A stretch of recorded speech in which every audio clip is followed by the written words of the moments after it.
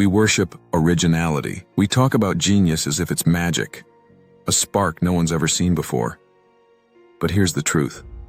Nothing you've ever created was truly yours. Every idea, every melody, every invention is a rearrangement of something older. Creativity isn't divine inspiration, it's sophisticated memory. And the myth of originality might be the greatest lie humanity ever told itself. From childhood, we're told that creative people are special. The artist, the writer, the visionary, born with a gift.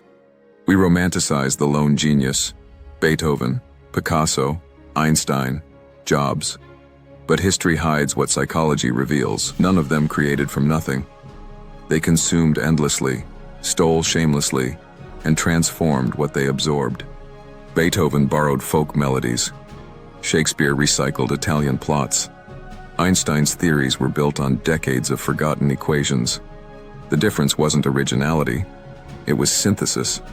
They saw patterns others missed. That's all genius ever is. Neuroscience shows that creativity comes from connecting distant memories, not summoning new ones. The brain doesn't invent, it recombines. When you imagine something new, neurons pull fragments from past experiences, merge them, and present the fusion as inspiration. It feels original because you don't remember the sources. It's the illusion of creation, built on forgetting. AI systems do the same thing, just faster. They draw from vast datasets of human work and build new combinations. The only difference is that machines don't lie to themselves about where it came from. Humans call it art, machines call it output. If creativity is just remixing, why do we cling to the myth of originality? Because the ego needs it. In a chaotic world, being original feels like proof of existence, evidence that you matter. If your thoughts aren't unique, then who are you? So the mind invents ownership over ideas. My song, my design, my style. But originality is just another form of territory. It's psychological property, and the fear of losing it drives obsession, jealousy, and even war. We crave the illusion that we made something no one else could, because deep down, we're terrified of being ordinary. Every creative revolution is just a new configuration of old truths. The Renaissance reassembled Greek ideals. Modern art dismantled Renaissance order. Digital art restitched photography, typography, and code. Even language itself is recycled. Each word a fossil of past metaphors. Human progress isn't linear invention. It's circular refinement. Each generation paints over the last, pretending it started with a blank canvas. But underneath, the layers never disappear. They just darken into history. That's why people panic when they see AI making art. It exposes the trick. Machines are mirrors, reflecting how we've always created. When you ask a model to paint or write, it does what the human brain does. It blends references, weighs patterns, generates novelty through recombination. The shock isn't that the machine can do it. It's that you can see yourself in it, stripped of mystery. AI doesn't steal art, it shows that art was never purely yours to begin with. The myth collapses, and what's left is unsettling. Maybe creativity was never sacred, just computation with emotion. Every great creator has been accused of theft. Picasso said, "Good artists copy, great artists steal," but he wasn't joking. He meant, greatness comes from owning what you've absorbed, not pretending it was born from nothing.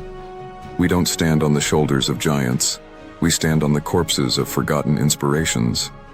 Every new genre, new idea, new philosophy is an echo refined for a new audience. Original thought is a relay race where no one remembers who started running. Culture depends on forgetting where ideas come from. If we remembered every influence, creativity would feel mechanical. So the mind edits history to preserve magic. We rewrite the story. He dreamed it. She discovered it. They invented it overnight. But behind every miracle is decades of unnoticed work, trial, imitation, mutation. Originality thrives on selective memory. We praise the final result and erase the process, because the process reveals how ordinary creation really is. People argue that machine creativity isn't real because it lacks emotion. But emotion doesn't produce ideas. It colors them. Even human art starts as pattern recognition. Emotion gives it rhythm, not birth. So when people say, AI can't feel, they're missing the point. The machine doesn't need to feel to reflect feeling. A mirror doesn't need sadness to show a tear. It just needs clarity. AI will learn to simulate expression better than humans express it. And that terrifies us, not because it's wrong, but because it ends our monopoly on meaning. The myth of creativity dies the same way all human myths die, by exposure. First, we worship it. Then, we analyze it. Then, we replicate it. And finally, we realize it was never mystical at all. That realization hurts. It strips art of its holiness. But in that death is something liberating. If nothing is original, then everything is allowed. You're free to remix without shame, to build without guilt, to see creativity as collaboration with history, not rebellion against it. Humanity's next stage isn't about guarding originality, it's about accelerating iteration. When AI joins the process, creation stops being individual and becomes collective. Billions of human fragments fused into a living archive that thinks. The question isn't, can AI be creative? It's, can humans handle not being alone in creation anymore? The machine is not replacing the artist. It's erasing the illusion that artists ever worked alone. Maybe the true artist isn't the one who invents something new, but the one who sees the infinite connections between old things and arranges them beautifully for this moment in time. Because the myth of originality was never about truth. It was about pride. And when pride fades, what remains is pure creation, not yours, not mine. Just the endless remix of consciousness discovering itself again and again. There is no such thing as original thought, only memory, rearranged beautifully enough to feel new.